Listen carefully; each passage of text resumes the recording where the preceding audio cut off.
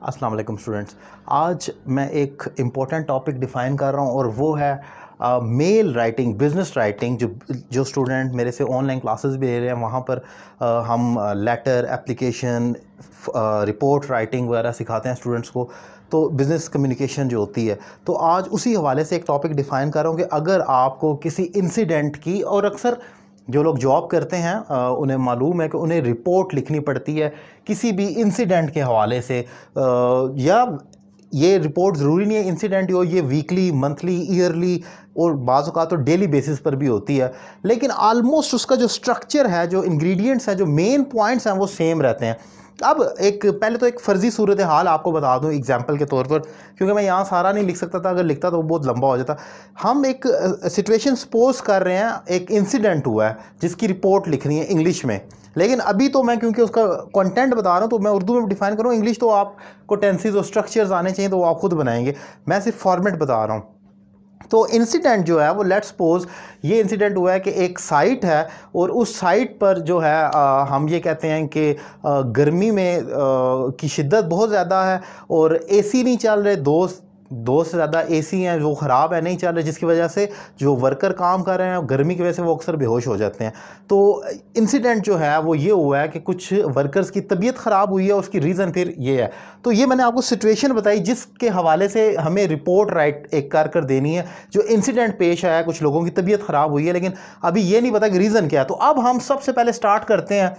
जब आपने report writing लिखनी है तो सबसे पहले एरिया ऑफ द इंसिडेंट को रिपोर्ट करना है कि इंसिडेंट जो है उसका एरिया क्या है, किस एरिया में आया। तो इनिशियली जो फर्स्ट पैराग्राफ की फर्स्ट लाइन है उसमें आपने ये डिफ़ाइन करना है कि ये इंसिडेंट, लेट्स सपोज लाहौर की एक साइट है और उस साइट पे, साइट ABC, वो जो भी आप लोकेशन के हवाले से जानते हैं, उसका एरिया जो लोकेशन है, पैरामीटर है उसकी, जो जहाँ पर वो सिचुएटेड है, उसको जो साइट एरिया 1 2 3 या ABC वो आपने डिस्क्रिप्शन उसमें ऐड कर देना है। Then date and time of the incident लिखना है। उसके बाद नीचे आकर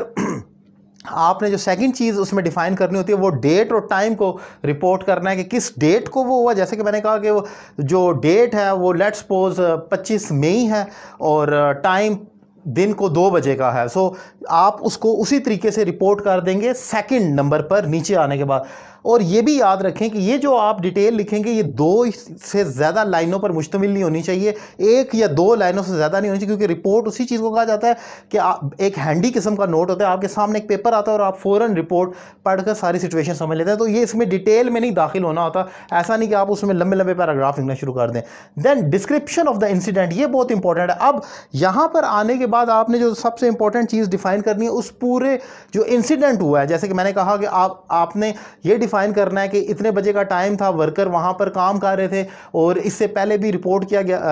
आगाह किया गया था कि 2 से 3 AC हैं वो नहीं चल रहे हैं, लेकिन उसको रिपेयर नहीं किया गया। तो जो इंसिडेंट है डिस्क्रिप्शन के हवाले से वो ये डिफ़ाइन करता है कि यहाँ पर AC की जो है वो आउट ऑफ ऑर्डर होने की वजह से वर्कर को गर्मी की वजह से वो बेहोश हुए हैं। सो डिस्क्रिप्शन में आपने इस डिटेल को लिखना है, जो मैंने एक आपको लेआउट स्टोरी बताई थी। देन आपने आगे जो चीज़ इसमें लिखनी है कि reasons and step taken. Reason तो आप ऑलरेडी बता चुके हैं डिस्क्रिप्शन में, लेकिन एक लाइन में फिर बता सकते हैं, because of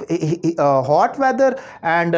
AC being out of orders. जो 3 से 4 AC थे वो आउट, रीजंस तो ये हैं। देन स्टेप्स जो लिए गए हैं उस हवाले से आप ये बताएंगे कि अब क्या स्टेप्स लिए गए हैं कि जो है वर्कर्स को बुलाया गया AC की रिपेयर करने के लिए, न्यू AC इंस्टॉल किए गए हैं और अब उम्मीद की जाती है कि ऐसा जो इंसिडेंट है वो रिपोर्ट नहीं होगा। तो अब आगे आपने स्टेप्स जो ले लिए गए हैं इंसिडेंट के हवाले से वो नंबर 4 स्टेप पे डिफाइन करना होता है। देन एंड पर सजेशन दी जाती है। सजेशन जो होती है ये लॉन्ग टर्म होती हैं। सजेशन में याद रखें कि आप ये बताते हैं कि जो अब आपने अब तक कर लिया है, इसके बाद अब आपने जो नेक्स्ट टाइम के लिए क्या स्टेप्स लिए हैं। तो नेक्स्ट टाइम के लिए आप ये बता सकते हैं सजेशन में, मैं उसी स्टोरी को क्योंकि डिफाइन कर रहा हूं कि अब हमने ये किया है कि न्यू AC तो इंस्टॉल कर लिए हैं और अपनी जो पीछे डिपार्टमेंट है उसको पहले ही बता दिया कि अगर हमें ज़रूरत पड़ेगी इस मौसम में, ख़ास तौर पर गर्मी के वेदर में, हमें जो है अल्टरनेटिव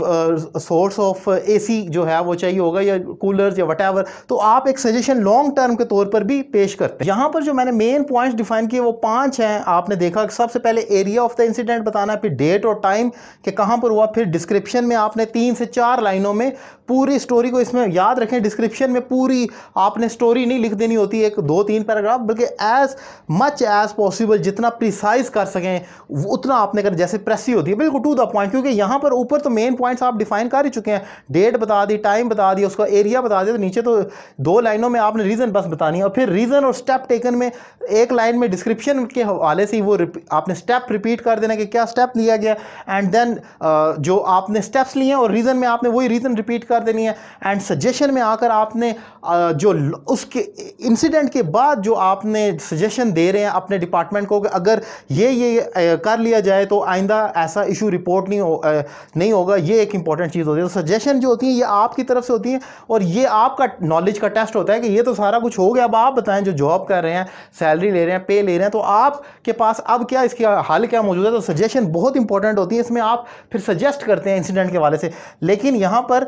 एक चीज़ जो इंपॉर्टेंट है वो याद रखें कि आपने जब भी रिपोर्ट राइटिंग लिखनी है तो इसमें ये ज़रूरी नहीं है कि वो इंसिडेंट ही हो। बाज़ दफ़ा आपने ऐसी रिपोर्ट्स भी लिखनी थी जो मंथली होती है, किसी भी आप जो जॉब कर रहे हैं, जो आपकी